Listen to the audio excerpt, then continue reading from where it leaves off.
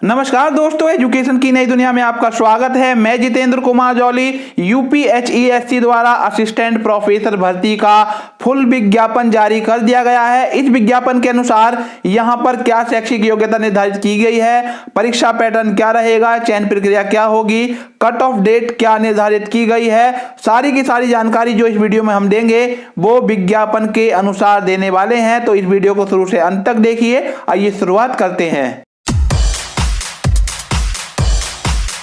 इस संबंध में उत्तर प्रदेश उच्चतर शिक्षा सेवा आयोग द्वारा एक डिटेल्ड विज्ञापन जारी किया गया है। इसमें बताया गया है कि विज्ञापन संख्या 46 के भूगर्भ विज्ञान विषय के 1 पर एवं विज्ञापन संख्या 50 के सहायता प्राप्त अशासकीय महाविद्यालयों में सहायक आचार्य के चयन संबंधी दिशा निर्देश निम्नलिखित हैं। तो सबसे पहले हम लोग बात कर लेते हैं कि यहाँ पर इंपॉर्टेंट डेट्स कौन कौन सी रखी गई हैं। तो देखिए, ऑनलाइन आवेदन रजिस्ट्रेशन प्रारंभ होने की जो तिथि है वो 25 फरवरी 2021 निर्धारित की गई थी, परंतु तकनीकी कारणों से जो नई वेबसाइट यहाँ पर डेवलप की गई है उस पर अभी आवेदन होना प्रारंभ नहीं हुए हैं। जिस तारीख को मैं ये वीडियो बना रहा हूं उस तारीख तक आवेदन प्रारंभ नहीं हो पाए हैं, परंतु शीघ्र ही यहां पर आवेदन होने प्रारंभ हो जाएंगे। ऑनलाइन आवेदन शुल्क जमा करने की प्रारंभ होने की तिथि जो है वो 25 फरवरी 2021 ही निर्धारित की गई थी।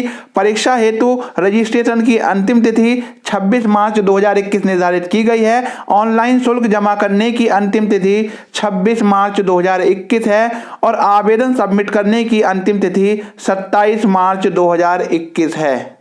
आइए आवेदन शुल्क की बात करते हैं। तो देखिए, सामान्य वर्ग और ईडब्ल्यूएस कैटेगरी के जो कैंडिडेट हैं उनको 2000 रुपए आवेदन शुल्क जमा करना होगा।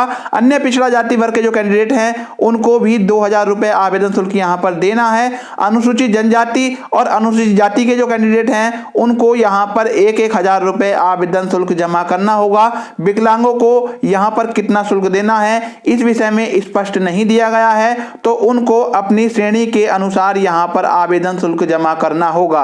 आइए आयु सीमा के बारे में बात करते हैं। तो देखिए, यहां पर दिया हुआ है, इस विज्ञापन में उल्लिखित पदों के सापेक्ष सहायक आचार्य पद हेतु आवेदन हेतु इच्छुक अभ्यर्थियों की आवेदन करने की अंतिम तिथि को अधिकतम आयु सीमा 62 वर्ष से अधिक नहीं होनी चाहिए।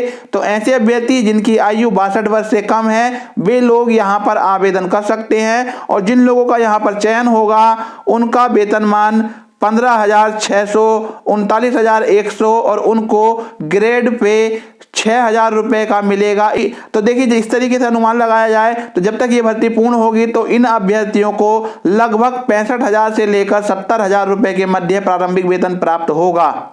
अब बात करते हैं कि यहाँ पर आरक्षण का लाभ किन किन अभ्यर्थियों को मिलेगा। तो देखिए, आरक्षण का लाभ उत्तर प्रदेश के निवासियों को ही दिया जाएगा। ऐसे अभ्यर्थी जो अन्य राज्य से हैं और वो इस भर्ती में आवेदन करना चाहते हैं तो वे लोग यहाँ पर आवेदन तो कर सकते हैं, परंतु केवल अनारक्षित श्रेणी के लिए ही वे लोग यहाँ पर आवेदन कर सकते हैं। उन लोगों को किसी प्रकार का आरक्षण यहाँ पर नहीं प्रदान किया जाएगा। आइए शैक्षिक योग्यता की बात करते हैं। तो देखिए, इस विज्ञापन में नहीं सहायक आचार्य पद हेतु विहित न्यूनतम शैक्षिक अर्हताएं विषय के आधार पर अधोलिखित वर्णित हैं। देखिए, असिस्टेंट प्रोफेसर हेतु यहाँ पर न्यूनतम अर्हताएं क्या होनी चाहिए वे दी गई हैं। For the disciplines of art, commerce, humanities, education, law, social sciences, languages, library sciences, physical education and journalism and mass communication.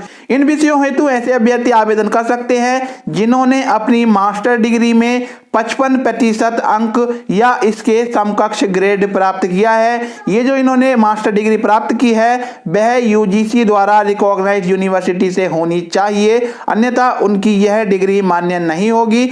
और जो लोग यहाँ पर आवेदन करना चाहते हैं उन्होंने नेट, सेट या सिलेट की परीक्षा अवश्य पास कर रखी होनी चाहिए।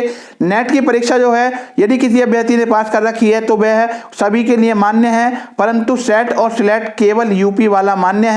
अन्य राज्यों के अभ्यर्थी जिन्होंने अपने राज्य का सेट या सिलेट पास कर रखा है वे लोग यहाँ पर आवेदन नहीं कर सकते हैं।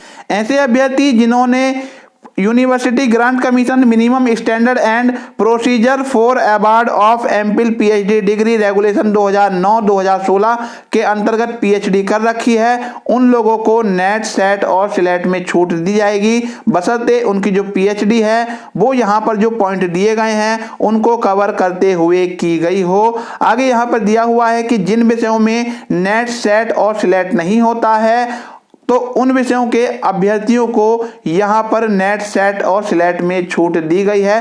अर्थात ऐसे अभ्यर्थियों के पास यदि नेट, सेट और सिलेट का सर्टिफिकेट नहीं है तो भी वे लोग यहाँ पर आवेदन कर सकते हैं। ऐसे अभ्यर्थी जिन्होंने फॉरेन यूनिवर्सिटी से पीएचडी की है और उनकी जो यूनिवर्सिटी है जिससे उन्होंने पीएचडी की है वह 500 टॉप रैंक वाली यूनिवर्सिटी में से है तो वे लोग भी यहाँ पर आवेदन कर सकते हैं। आगे देखिए music, performing art, visual arts और ट्रेडिशनल इंडियन आर्ट के बारे में भी यहाँ पर दिया हुआ है। तो यदि आप इन विषयों से संबंधित हैं तो आप इसका स्क्रीनशॉट लेकर रख सकते हैं और आप यहाँ पर देख सकते हैं कि क्या शैक्षिक योग्यता निर्धारित की गई है। आइए जानते हैं कि रिजर्वेशन कैटेगरी के जो कैंडिडेट हैं उनको यहाँ पर कितनी छूट दी गई है। तो ऐसे अभ्यर्थी जो SC, ST, OBC, non creamy layer या फिर डिफरेंटली एबल्ड कैटेगरी से आते हैं उनको मास्टर डिग्री लेवल पर 5% अंकों की छूट दी गई है। अर्थात उनके यदि मास्टर डिग्री में 50% से अधिक अंक हैं तो वे लोग भी यहाँ पर आवेदन कर सकते हैं, उनको 55% वाला क्राइटेरिया पूर्ण करने की आवश्यकता नहीं है। ऐसे अभ्यर्थी जिनकी पीएचडी 19 सितंबर 1991 से पहले पूर्ण हो चुकी है उनको भी मास्टर डिग्री में 5% अंकों की छूट दी गई है। तो देखिए जिन विषयों हेतु आप आवेदन करना चाहते हैं उनमें आपने स्नातकोत्तर उपाधि अनिवार्य रूप से प्राप्त कर रखी होनी चाहिए।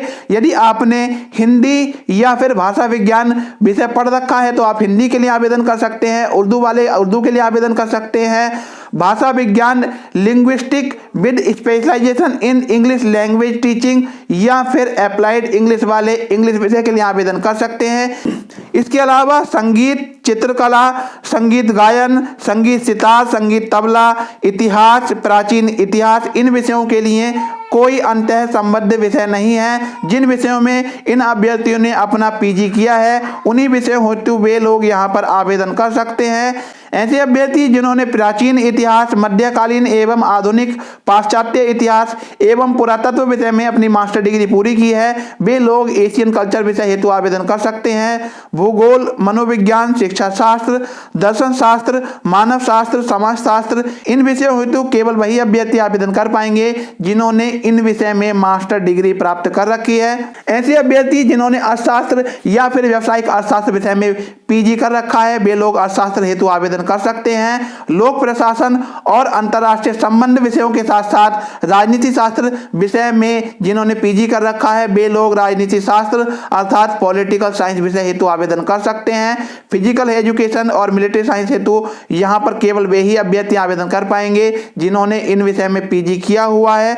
गृह विज्ञान के लिए food and nutrition, clothing, textile और ह्यूमन डेवलपमेंट, इन विषयों को शामिल किया गया है। यदि किसी अभ्यर्थी ने इन विषयों में पीजी किया है तो वे लोग भी गृह विज्ञान हेतु आवेदन कर सकते हैं। बीएड और लॉ का कोई अंतर संबंध विषय नहीं है। जिन लोगों ने एमबीए कर रखा है या फिर एमकॉम कर रखा है वे लोग कॉमर्स हेतु आवेदन कर सकते हैं। रसायन शास्त्र में वे ही लोग आवेदन कर सकते हैं जिन्होंने रसायन शास्त्र में मास्टर डिग्री प्राप्त कर रखी है। बॉटनी अर्थात वनस्पति विज्ञान हेतु पादप विज्ञान विषय में परास्नातक करने वाले भी आवेदन कर सकते हैं और जंतु विज्ञान विषय से परास्नातक करने वाले जीव विज्ञान विषय हेतु भी यहाँ पर आवेदन कर सकते हैं। जैव, जीव रसायन, इन विषयों हेतु biochemistry, bio informatics, biotechnology, life sciences, zoology, botany, excluded environmental sciences, ये लोग जो है जिन्होंने इन विषयों में मास्टर डिग्री की है वे लोग जीव या जैव रसायन विषय हेतु आवेदन कर सकते हैं। ऐसे अभ्यर्थी जिन्होंने एमएससी मैथमेटिक्स या एमए मैथमेटिक्स कर रखा है वे लोग गणित हेतु आवेदन कर सकते हैं। ऐसे अभ्यर्थी जिन्होंने व्यवहारिक भौतिकी या फिर भौतिक विज्ञान में मास्टर डिग्री कर रखी है वे लोग भौतिक विज्ञान हेतु आवेदन कर सकते हैं। सांख्यिकी और भूगर्भ विज्ञान हेतु केवल वे ही अभ्यर्थी आवेदन कर सकते हैं जिन्होंने इन विषयों से पीजी कर रखा है। कृषि वनस्पति विज्ञान हेतु एमएससी एजी प्लांट फिजियोलॉजी और पीजी क्रॉप फिजियोलॉजी इन विषयों वाले भी आवेदन कर सकते हैं। कृषि रसायन विषय हेतु MSc agriculture, soil science and agri chemistry और साथ ही साथ PG soil science, PG soil chemistry, soil fertility, fertiliser, soil micro इन विषयों में पीजी करने वाले भी आवेदन कर सकते हैं। कीट विज्ञान हेतु पीजी प्लांट प्रोटेक्शन और पीजी सेरिकल्चर विषय वाले भी आवेदन कर सकते हैं। कृषि अर्थशास्त्र विषय हेतु पीजी एग्रीकल्चर इकोनॉमिक्स और बिजनेस मैनेजमेंट जिन्होंने किया है, साथ ही साथ पीजी लाइव स्टॉक इकोनॉमिक्स वाले भी यहाँ पर आवेदन कर सकते हैं। तो देखिए कृषि प्रसार हेतु कौन कौन लोग आवेदन कर सकते हैं इसके बारे में यहाँ पर दिया हुआ है। उद्यानिकी विषय हेतु कौन कौन लोग आवेदन कर सकते हैं इस बारे में यहाँ पर दिया हुआ है। पादप रोग विषय हेतु कौन कौन लोग आवेदन कर सकते हैं तो यहाँ पर दिया हुआ है। पशुपालन एवं दुग्ध विज्ञान विषय हेतु कौन कौन लोग आवेदन कर सकते हैं तो देखिए यहाँ पर इस विषय में दिया हुआ है, साथ ही यहाँ पर भी इस बारे में आगे दिया हुआ है। भूमि संरक्षण सॉइल कंजर्वेशन विषय हेतु ये अभ्यर्थी यहाँ पर आवेदन कर सकते हैं। कृषि अभियांत्रिकी विषय हेतु ये अभ्यर्थी आवेदन कर सकते हैं। कृषि सस्य विज्ञान हेतु ऐसे अभ्यर्थी जिन्होंने इन विषयों में पीजी कर रखा है आवेदन कर सकते हैं। कृषि आनुवंशिकी एवं पादप प्रजनन विषय हेतु ये अभ्यर्थी आवेदन कर सकते हैं। कृषि सांख्यिकी और महिला अध्ययन विषय में केवल वही लोग आवेदन कर सकते हैं जिन्होंने इन विषयों में पीजी कर रखा हो। आइए परीक्षा पैटर्न और चयन प्रक्रिया के बारे में बात करते हैं। तो देखिए चयन का आधार लिखित परीक्षा तथा साक्षात्कार हैं और दोनों के अंक मिलाकर जो मेरिट यहाँ पर बनती है उसके आधार पर अभ्यर्थियों का चयन होता है। यूपीपीएससी में पहले लिखित परीक्षा होती है और उसके बाद में साक्षात्कार होता है और केवल साक्षात्कार के अंकों के आधार पर नियुक्ति होती है, परंतु इसमें लिखित परीक्षा के अंकों का काफी बड़ा योगदान है। यदि आपने लिखित परीक्षा में काफी अच्छे अंक प्राप्त कर लिए हैं तो साक्षात्कार में यदि आपके कम अंक आते हैं तो भी आप लोग यहां पर सफलता प्राप्त कर सकते हैं। लिखित परीक्षा में उत्तीर्ण अभ्यर्थियों को साक्षात्कार के लिए आमंत्रित किया जाएगा। लिखित परीक्षा हेतु एक वस्तुनिष्ठ प्रश्न पत्र सामान्य ज्ञान एवं संबंधित वैकल्पिक विषय का होगा। लिखित परीक्षा के लिए निर्धारित 200 अंक सामान्य ज्ञान के 60 और वैकल्पिक विषय के 140 अंक निर्धारित हैं। साक्षात्कार के लिए 30 अंक निर्धारित किए गए हैं। यहाँ पर देखिए 30 प्रश्न ऐसे आएंगे जिनमें सामान्य ज्ञान से संबंधित प्रश्न पूछे गए होंगे। इसका जब सिलेबस आ जाएगा तो उसके बारे में एक डिटेल वीडियो अलग से चैनल पर अपलोड कर दी जाएगी। साथ ही आपका जो वैकल्पिक विषय है अर्थात जिस विषय के लिए आप आवेदन कर रहे हैं उस विषय से 70 प्रश्न यहाँ पर पूछे जाने वाले हैं। प्रत्येक प्रश्न 2 अंकों का होगा। दोनों में कुल मिलाकर 230 अंकों का यहाँ पर परीक्षा पैटर्न निर्धारित किया गया है और कुल मेरिट के आधार पर अभ्यर्थियों का यहाँ पर फाइनली सिलेक्शन किया जाएगा। यहाँ पर एक अच्छी बात यह है कि यहाँ पर निगेटिव मार्किंग नहीं होती है। ये जो परीक्षा यहाँ पर कराई जाएगी इसके लिए एकमात्र इलाहाबाद को परीक्षा केंद्र बनाया जाता है। आइए कट ऑफ डेट के बारे में बात करते हैं। तो देखिए ऐसे अभ्यर्थी जो यहाँ पर आवेदन करना चाहते हैं उनकी आयु 27 मार्च 2021 को 62 वर्ष से अधिक नहीं होनी चाहिए। यदि उनकी उम्र 62 वर्ष से अधिक होगी तो वे लोग यहाँ पर आवेदन नहीं कर पाएंगे। कुछ दिनों पूर्व यूपीएचईएससी द्वारा जो नई वेबसाइट डेवलप की गई है उस पर दिया गया था कि ऐसे अभ्यर्थी जिन्होंने 30 जून 2020 तक अपनी शैक्षिक योग्यता प्राप्त कर ली है केवल वे ही लोग आवेदन कर सकते हैं, परंतु अब पूर्ण विज्ञापन आ चुका है और देखिए यहाँ पर क्या दिया हुआ है। आवेदन स्वीकार किए जाने की अंतिम तिथि तक अभ्यर्थियों को विहित अनिवार्य शैक्षिक अर्हता अवश्य धारित करनी चाहिए। अर्थात जिस दिन आप लोग आवेदन कर रहे हैं तब आप यह सुनिश्चित कर लें कि आपने अपनी शैक्षिक योग्यता पूरी कर ली है। तो ऐसे अभ्यर्थी जिनकी क्वालिफिकेशन 30 जून 2020 के बाद थी, जिनको यह संशय था और बहुत परेशान थे, तो उनकी समस्या का यहाँ पर समाधान हो गया है। अब वे लोग भी आवेदन कर सकते हैं, परंतु आवेदन करने की अंतिम तिथि से पूर्व उनकी शैक्षिक योग्यता अवश्य पूरी होनी चाहिए। यदि आप ऑनलाइन आवेदन करना चाहते हैं, इन्फॉर्मेशन ब्रोशर डाउनलोड करना चाहते हैं या फिर सिलेबस डाउनलोड करना चाहते हैं, तो इसके लिए आपको जाना है www.upsesc2021.co.in की वेबसाइट पर। तो देखिए, इस भर्ती से संबंधित जितनी भी कार्यवाहियां होंगी, जितने भी नोटिफिकेशन आएंगे, सारे के सारे इसी वेबसाइट पर अपलोड किए जाएंगे। तो इस वेबसाइट को आपको अब याद कर लेना है या फिर अपने ब्राउजर में सेव करके रख लेना है।